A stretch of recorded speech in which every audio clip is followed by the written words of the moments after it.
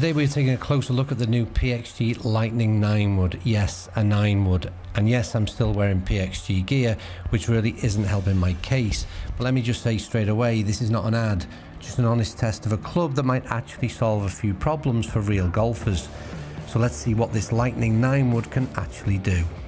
Right, welcome back to the channel in what is going to be a very interesting video indeed, because it features a club that I think should feature in many golfers' bags, and it doesn't currently. It's a 9 wood. They're becoming ever more popular.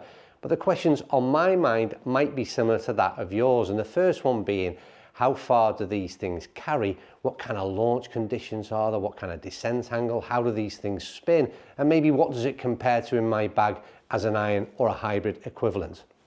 We're going to answer all those questions, hopefully, because I'm as interested in you are to find out how does the new PXG Lightning 9 wood perform, in my hands at least. Right, so this is the fairway wood in question. It is a new lineup from PXG, Lightning fairway woods, and for the first time ever, they have included a 3 fairway wood right the way through to an 11. I think this could be the most popular move yet by PXG in their fairway woods lineup, and like I said in the intro, I think that a lot of average golfers would do well to put more lofted fairway woods in their bag. Now, in terms of the product itself, I'm not going to go into too much detail in specification and technology. Everybody claims that their fairway woods and all their products are better than the previous generations. We'll see how it performs very, very shortly indeed. It looks a really nice club on the eye, plenty of shelf appeal. I'd pick this one up and gladly put it in the bag. But the main reference I always make in terms of PXG products, and particularly their fairway woods, is this weighting system. If you're going to get custom fit, which you should do, if you're going to spend this kind of money, then this weight port system is hugely important to getting that club dialed in specifically to your requirements and making it fit the way you want it to in your bag. It can change carry distance, it can change ball flight, it can change so many things, hugely important. But that's it in terms of referencing the product itself. Let's just see how a 24-degree 9 wood performs in the hands of this average golfer. They're going to come back a tad, come back ball to centre. Oh, right side of fairway, we'll take that. So the first thing to note about the 9 wood, for me at least anyway, is that when you're stood at address, the first thing you need in a game of golf is a bit of confidence.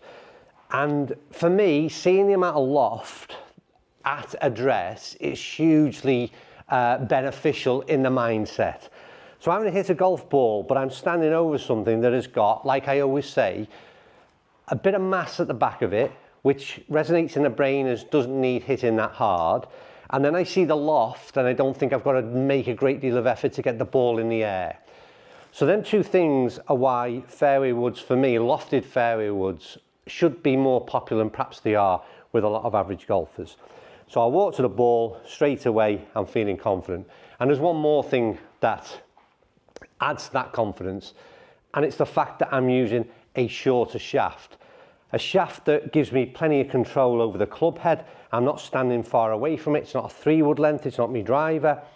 Now this isn't a hole that you would necessarily look to play this club on.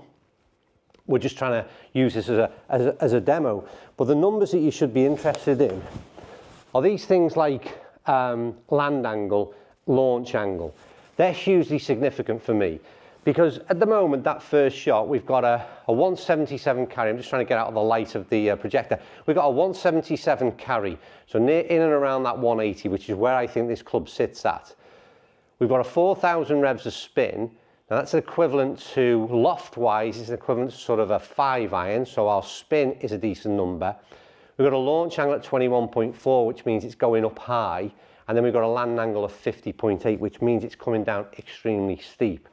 So just one shot in, and there's a little bit more distance in this club in terms of carry, but one shot in, and it's a hugely significant set of numbers that suggest this has got a lot of reasons why it should be in average golfers' bags. We've tried to bring that one more to centre and may have tugged it down the left. Yeah, we have. So we're just going to miss the fairway on the left-hand side. We're at Adair Manor. Venue for the Ryder Cup very soon. Let's see what that did. So 181 carry. But again, I'd concentrate on the numbers that are really interesting to me, and that's that land angle, launch angle, spin rate. All those things combined mean that this again is producing a great set of numbers. And when I say a great set of numbers, you've got to think of versatility on the golf course. What is your 180 club?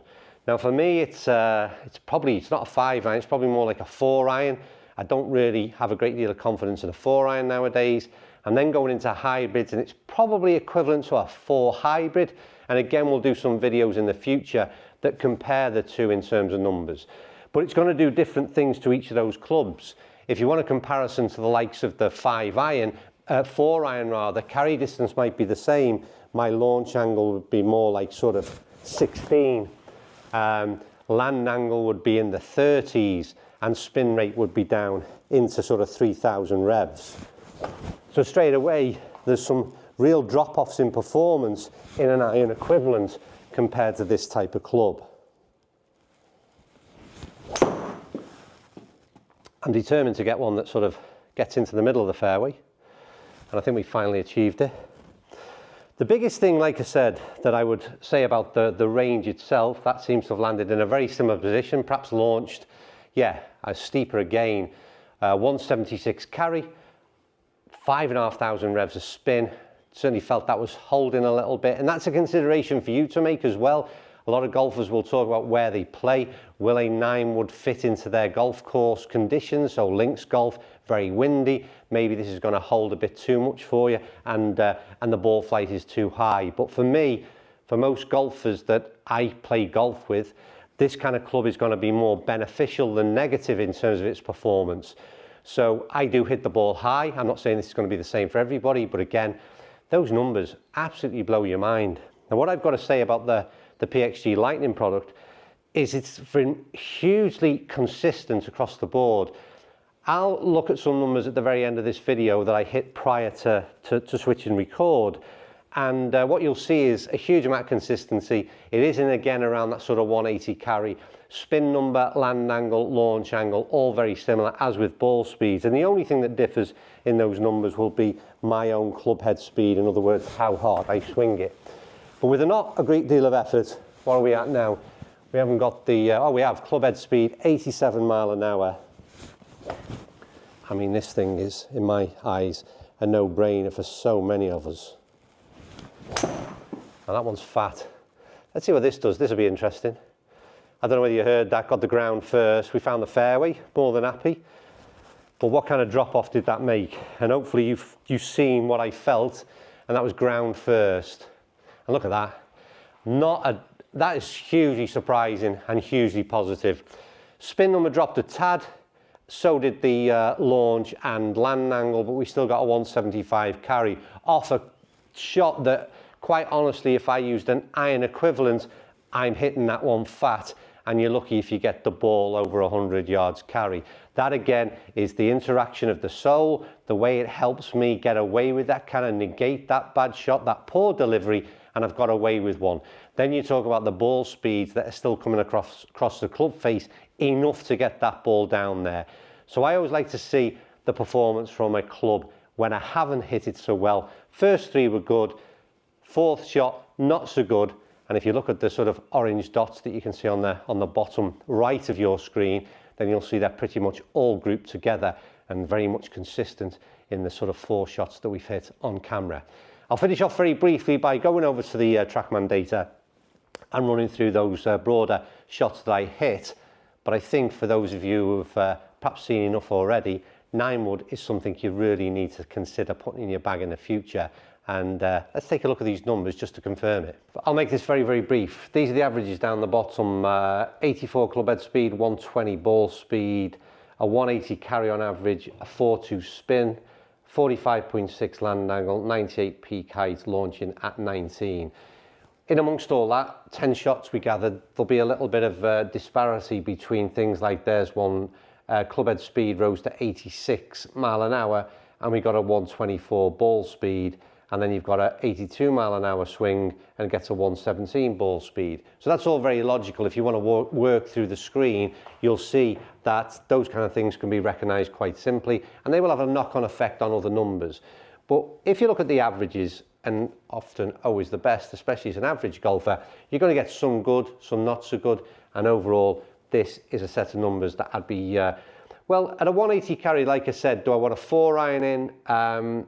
Do I want a 4 hybrid? Do I want a 9 wood? Well, I would certainly be leaning towards that 4 hybrid 9 wood scenario. The 4-iron wouldn't even get close to my bag nowadays. And the reason is those numbers are pretty impressive across the board. Love the consistency. PXG have done a really good job with this Lightning lineup. I think it's going to be hugely popular. In my opinion, it's their best lineup to date, and that's a genuine thought on across the board. Hugely impressive. I think you're going to see some big numbers from them this year. And the fact that they've increased their offering in the fairway woods to include a 9 and an 11 wood, I think again will be hugely popular. So let me know what you thought of that. Kept it short and sweet. We're going to do exactly the same in the next video with an 11 wood, and I've never hit one in my life, or at least I don't think so. I'm going to be trying it next and seeing what kinds of numbers it produces. So keep your eye out for that one, and I'll see you all in a couple of days' time. Thanks for watching.